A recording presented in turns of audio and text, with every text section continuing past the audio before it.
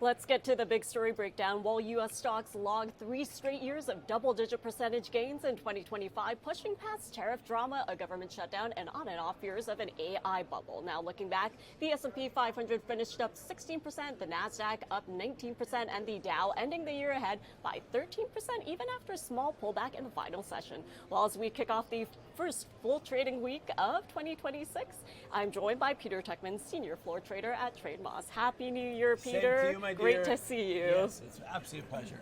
Well, right now we are looking at futures higher on this Monday morning, despite all the concerns about geopolitics. So where do we go from here? You know what, look, I'm so excited about what you just kind of broke down. To imagine that we had up 16, 19, and 13% relatively this past year, right? Taking into account everything that was thrown at this market in 2025, to have been able to close all three of our major indices up double digits is extraordinary, right? Because look, it didn't always look that way during the year, right? We know we obviously had, that time, February, March, April, it looked kind of rough. There were bits during the summer that were harder, September, October.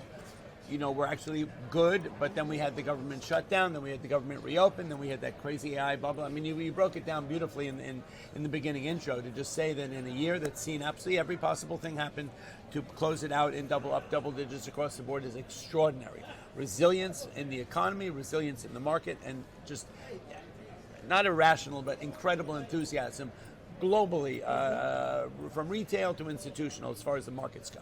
Where do we go from here? Well, it's nice to start the first morning of the year. We did have a nice little rally on Friday, so the first trading day of the year was also slightly bullish. We do know that how January goes historically is how the market will go, right? That's an old Wall Street thing. That however we see the market trade in January will be how the market trades for the year. Right now, there's a lot of positivity, but there's also a lot of anxiety around, obviously, the attack in Venezuela. How's that going to affect oil? How's that going to affect our global partners in lots of different ways? So, once again, if you never get disappointed that this market is ever going to be boring, because boom, we're one tweet away from crazy town.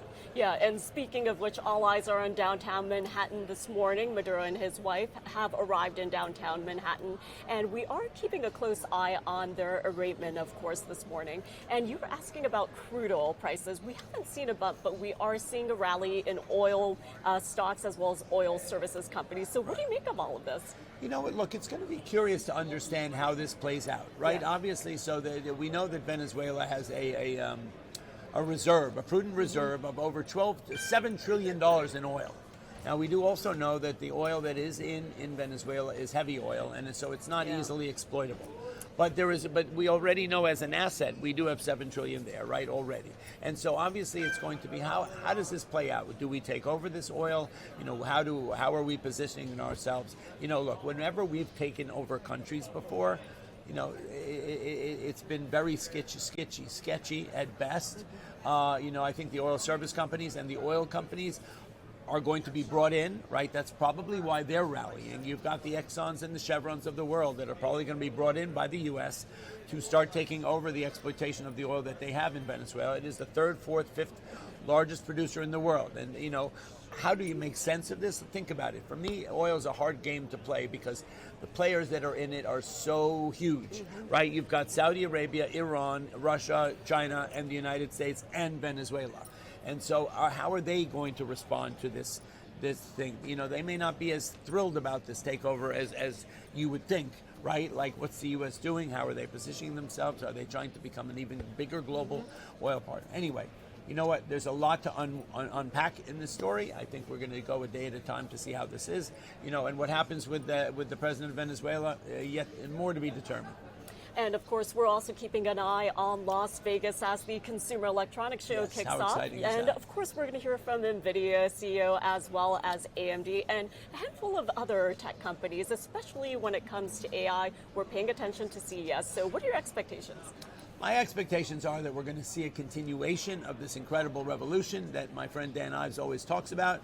We're in the third inning of this 9-inning game that's going into extra innings. We are in the middle of an industrial revolution relative to AI. AI is not a bubble, at least not in my opinion, and I think it should be. It's all borne out by the amount of money that's being put in. The capex expenditures in the trillions. I think we're going to hear some incredible stories about coming out of CES and Jensen. We're also going to start start to see how this plays out in the data center space, right? Yeah. How is that going to affect? I mean, we were told by Jensen at the end of last year that energy is the thing to watch. Mm-hmm. How are we going to be the generators going to be working to make these data centers work? Is it going to be solar? Is it going to be nuclear? And I think those are two sectors that are worth keeping your eyes on relative to that. You know, AI is here to stay. It is the future, right? We are going to be hanging out with the Jetsons. We're not going to be hanging out with the Flintstones. So just, you know, hop on board with George and his wife. And finally, Peter, before I let you go, you and I will be here on Friday morning after that jobs report comes out. And that is a key report that we'll be paying attention to because it'll also indicate the health of the labor market here in the U.S. So ahead of that, what do you think are some key risks that we need to pay attention to, especially when it comes to the central bank? You know what, look, I think it's really, really important to see. We know that we closed out the year with 3 interest rate cuts. Yeah. We're in the middle of an interest rate cutting cycle. We know that the president is going to install a more dovish man or woman into that job. And so that's important to watch. But we do still, we have been trading a little bit blind about those economic data that we've not seen. We still don't have a lot of the stuff coming out of September, October, November, and December.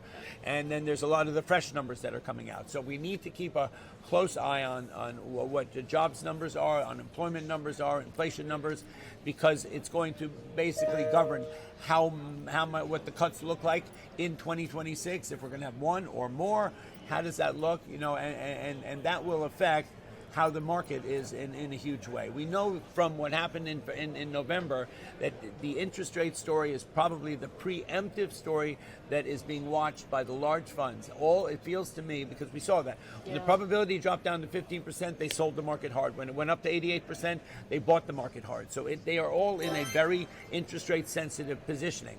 So I think that's probably the number one story right now is what's the economic data coming out? How is that going to affect interest rates and the Fed's positioning? And how is that going to affect the overall market? Well, Peter, you and I will be dissecting those jobs numbers on Friday morning, so I look forward to that. Thank you so much for joining me. Happy trading, Thank everybody. You.